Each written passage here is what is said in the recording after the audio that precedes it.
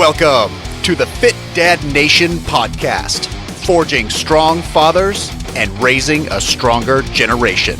It's time to get up or shut up with your host, Steve Roy. Hey guys, Steve Roy here, host of the Fit Dad Nation podcast. Welcome to the show. Thank you for tuning in. This week, I want to get straight into it. I want to talk specifically about why you are still fat. Now, before you get all bent out of shape about me not being politically correct, yes, I could have certainly worded this a different way. I thought about it. I could have used 100 different titles for the show instead of why you're still fat.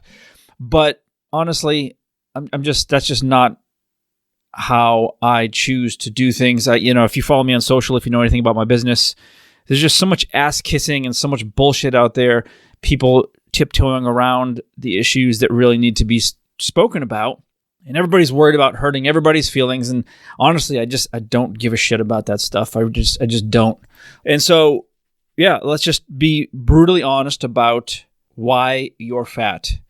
All right. And this is not a judgment. This is not me looking down on you. This is just a fact. If you look at yourself in the mirror and you know that you're fat, meaning I'm not talking about somebody from the 600-pound life. I'm talking about someone that's carrying a bunch of extra fat, which happens to so many of us dads in our 30s, 40s, and 50s. And, we may not want to face the hard truth of, yes, I'm fat, because it's a hard pill to swallow sometimes, but that's just a fact, right? You're fat. You're overweight. You've got way too much fat in your body, which is causing problems in lots of areas of your life. So let's today talk about why. So I've got 10 things that I want to talk to you about. I'm obviously going to skip the obvious, right? That you're just overeating. You don't care about how much and what you're eating. You don't exercise. You sit all day. You're lazy. And you just basically don't give a shit, right? That's the obvious. I'm not going to talk about that. If that's you, there's really nothing I can do for you, right? If you're just lazy and you know it, and you have no real motivation to change, obviously you probably, I don't even know why you're listening to this show, but this is just, there's really nothing I can do for you. So this show is really for people that actually want to change and better their lives. So let's get into it. So the first thing is you're eating too many calories, but you don't know it. So a lot of people end up in a calorie surplus thinking that they're in a deficit. And so you guys know, in order to lose weight, you have to be in a consistent calorie deficit, meaning you eat fewer or you have fewer calories in your system than your body needs, right? And there's a calculation for that. It's not an exact science, but essentially you have to be in a consistent deficit over a period of time, not a day or two, for your body to start adapting and then start losing weight, right? You don't want to cut calories drastically. That can lead to other problems, including muscle loss, but you do need to be in a deficit. And so a lot of guys that I see, they think they're doing the right things by eating chicken and rice and salads and really watching what they eat, cutting out a lot of the stuff, which is great, but they end up rewarding themselves or taking their foot off the gas, let's call it on the weekends, where they want to go and eat what they want and go to the bars or, sit down with nachos. And there's nothing wrong with that, but the problem is you can end up wiping out your week-long deficit just by blowing it out, having some beers, just getting a little bit lax with your calories and your eating, and then come Monday or Tuesday or whatever, you look at the scale again and it's not moving, and this happens week after week, and you're like, well, what the fuck? I'm doing all the right things. I'm eating really well during the week. I'm really sacrificing and doing the things that I'm told I need to do, but I'm not losing any weight, so fuck it. And then you just quit because this isn't working. This doesn't work for me. I'm just going to go back to eating how I want to eat because I like it better, right? And that's a normal reaction. And the problem is you're just not being diligent enough with your calorie deficits. You have to be consistent, not like a week or 2 weeks. So, take this in blocks of, 3 weeks, 4 weeks, 6 weeks, 8 weeks, right? You can't stay in a deficit forever, but you can do it for a couple of months. And that's when you really start seeing the change happen because honestly, guys, you just really have to look at the bigger picture, not the day-to-day. You have to stay in that deficit. And a couple of days of eating like shit will oftentimes wipe out your deficit. And then you're just going to get really frustrated because you sacrificed all the stuff that you really wanted to eat during the week, but you didn't because you're trying to eat better. And then nothing's happening on the scale, which is frustrating. And then you quit. So be careful of that. Number 2, you're not building or maintaining your lean muscle, right? This is absolutely the number one priority. Regardless of your goals, if you want to lose weight, if you're skinny fat, if you're fat, whatever. It doesn't matter what your goal is. Even if you're a man or a woman, whatever is in between these days, you have to make strength training, resistance training your priority, because you have to have the more lean muscle tissue you have, the faster your metabolism, the more calories you're going to burn at rest. And that is going to be the single biggest thing that you can do as far as taking care of your fitness and getting your body fat down, getting your health in order. So make that an absolute priority. Unfortunately, there's still a lot of misinformation out there about cardio is king. Just walk, run, jog, do a shitload of cardio to burn a bunch of calories, and that ends up working against you, where you end up not only bored out of your fucking mind, but you end up pissing away a lot of your muscle tissue, or some of your muscle tissue, which is absolutely critical for your metabolism. So please, strength training has to be the focal point of your exercise program. 3 days a week, if you do it right, is fine. Full body training, big movements, compound movements, push, pulls, carries, squats, lunges, deadlifts, that kind of stuff. Find a good program. Reach out to me if you want help. Just don't try to wing some of these movements, because they can end up putting you on the injured list. So be careful, but don't think that you're just going to be able to do a bunch of cardio and stay fit and healthy, right? You could probably lose a bunch of weight doing cardio, but you don't want to just strip out a bunch of weight, right? As I've said a million times, you want to strip out fat. You want to maintain and keep your muscle at all costs, and you do that with not only just strength training, progressive. It has to be progressive. So it's strength training, resistance training, whatever you call it, whatever you want. But it has to be progressive, meaning it has to continually challenge you. You can't use the same exact program with the same exact weights, workout after workout after workout, and expect to make progress, because you won't. Your body will adapt very quickly, and then you will stall. Okay. Number 3, you're just not prepared, meaning you're just, I'm not talking about specifically meal prepping and planning, which, certainly can help, but it is a pain in the ass. I don't do a lot of it just because I don't want to spend my time doing all of that. I try to keep things just really simple and basic for myself. But if you're not prepared, if you're just kind of eating on the go and working out whenever you feel like you can, have a few minutes here, you're inconsistent with it, you have no real plan at all, that's a problem. You have to get that in order. You have to sit down and prioritize, and you have to sit down and figure out what you want. And just winging it does not work, okay? Which unfortunately is pretty common. See it all the time. I also want to talk about your environment, right? This is huge. One of the reasons we do most things in the Fit Nation in small groups is because men thrive in tribes. The environment that most of us are lacking is that supportive network of people doing the same shit that we're doing, right? A lot of us are trying to do it ourselves. That doesn't work. We come home to maybe a struggling marriage, screaming kids. A lot of us don't have, and this is the way I used to live, is a really great home life. Now it's much different, but back when I was married, it was not a positive environment. So it worked against me when I was trying to take care of my health. Like, it just sucked the life out of me, and some of you can relate. Might not just be that. It could be your work. Could be, and I know people, and I have clients that their work really just honestly just saps everything from them. And so it's very hard to stay motivated consistently, very hard. It can be done, but it's extremely difficult. So you have to really change the environment that you're in order to succeed long term. All right, you can grind it out for a short amount of time, and a lot of people do that. But I'm not saying find a new partner, go get divorced, quit your job, nothing like that. I mean, I did all of that, but that's not what you have to do. You just have to find a way to make your environment work for you versus working against you. And think about it. I mean, it's extremely important. And again, you may think that you don't need to change anything, but if what you've been doing isn't working and you're continually finding yourself struggling year after year after year, you start something happens, you quit. You start something, you quit, right? And you go back and forth time after time after time. Something has to change other than just the workout or the time of year. You have to take a look at your environment. Okay.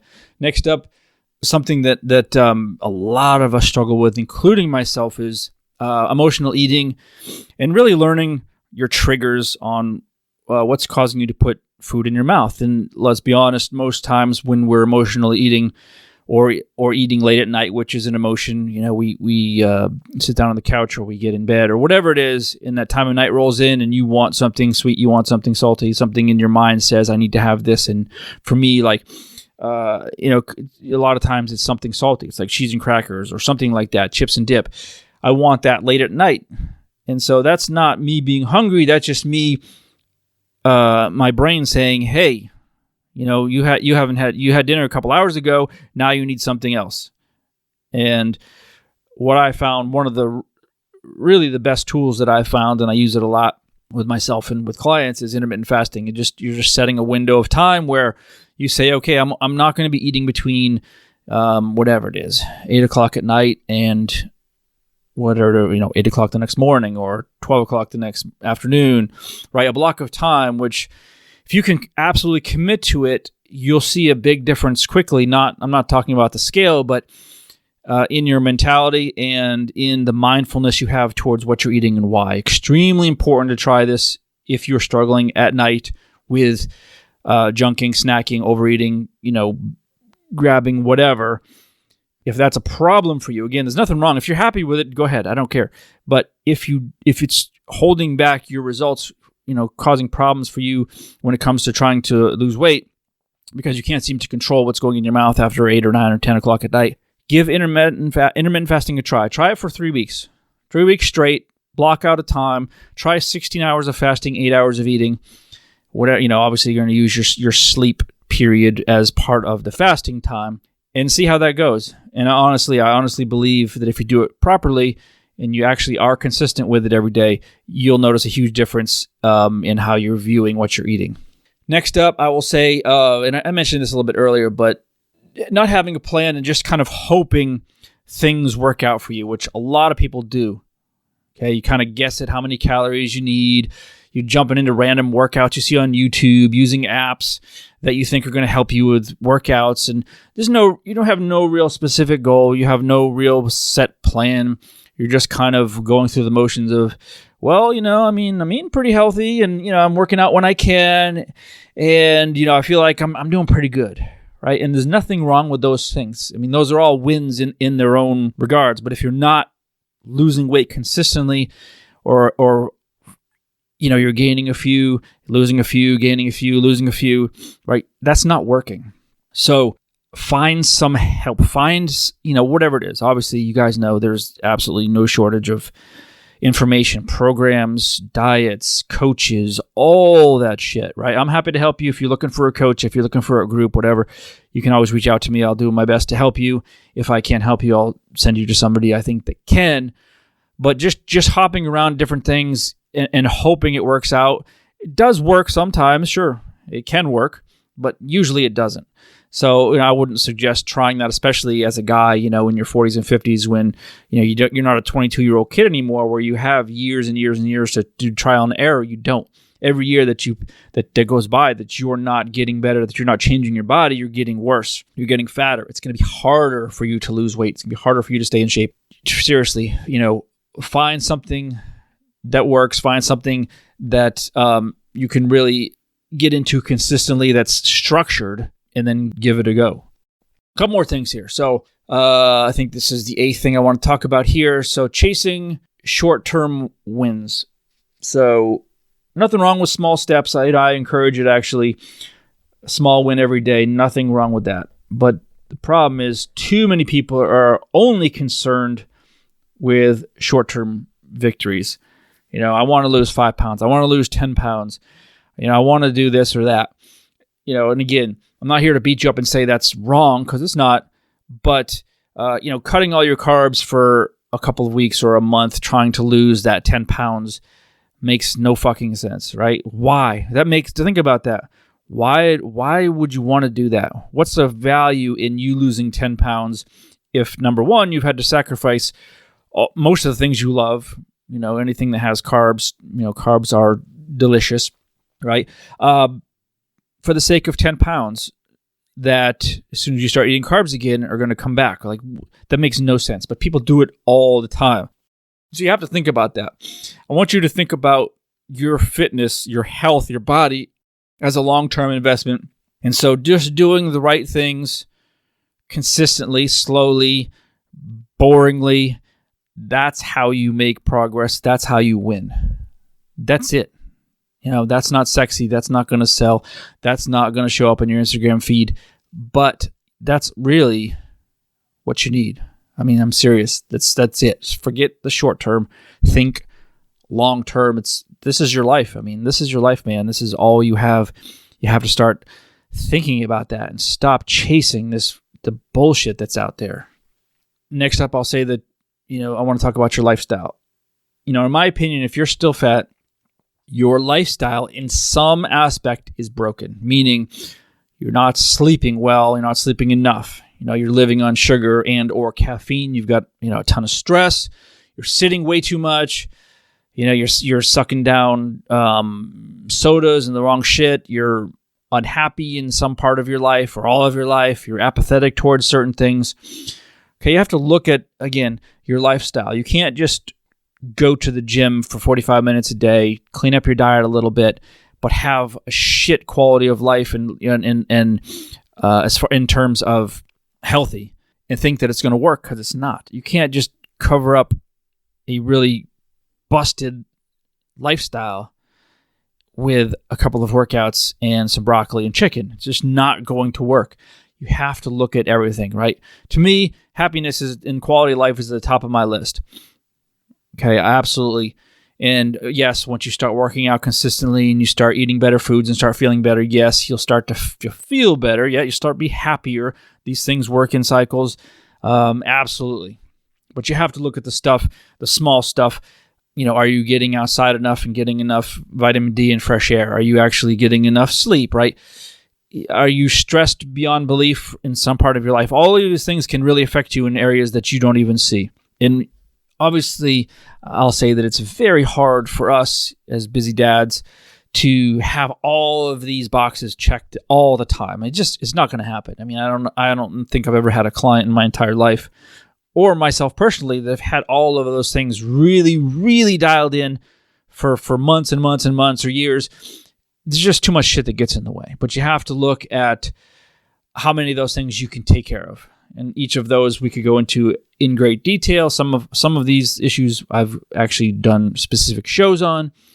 But seriously, take a look at the lifestyle. And then once that lifestyle is improved as far as your health and fitness is concerned, then yes, start adding the other things. Lastly, I want to talk about something that I have seen a lot of lately. I've been getting into conversations on social media about this. And it's really comparing yourself to others. Instagram in particular has made this a serious fucking problem, because everything is a snapshot and everything looks, vibrant, and everybody looks fit and happy. And everything seems so easy on Instagram specifically. And this is across the board on all social, really. But it's just a very, very small sliver of the reality of life, right? The reality of our lives is, listen, this is a grind day to day. We go to work. We grind our asses, right, to make enough money to live, right? We've got to put in the time. We've got to put in the effort. We've got to cook the foods. We've got to prepare. We've got to eat the foods. We've got to train hard consistently. We've got to keep our shit together. We've got to keep our marriages together. We've got to keep our kids growing up healthy and happy. And there's so much in between, right, that this is not reality. Like, Instagram is just not a reality. And the problem is people get caught up in thinking that it is, which, is one of my biggest pet peeves of people seeing these transformations or these coaches or these people that, look amazing and say it's as easy as following my program, or it's easy as taking the supplement or eating this particular, root or whatever it is. And it's absolute garbage. The real progress, your real success comes from the day-to-day grind. And it doesn't doesn't mean it has to suck, right? Just because it's a grind doesn't mean it has to suck. Can it suck? Sure. But this shit takes time. It takes work. It takes patience.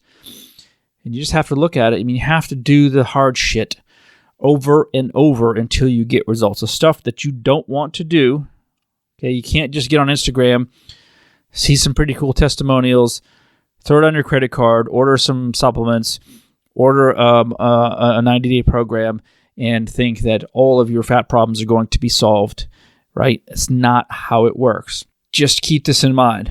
Follow the basics of good health and fitness. Get your lifestyle, get your environment in order, take care of your body, take care of your mind, take care of your happiness, and just do it over and over and over and over until it's a dead habit, dead cold habit, and things are moving in the right direction. And then you stick with it. You have to commit to getting better and improving every day. Thanks for listening, guys. Talk to you next time. Thanks for joining us. And remember, if you want more information, check out the Fit Dad Basecamp group on Facebook.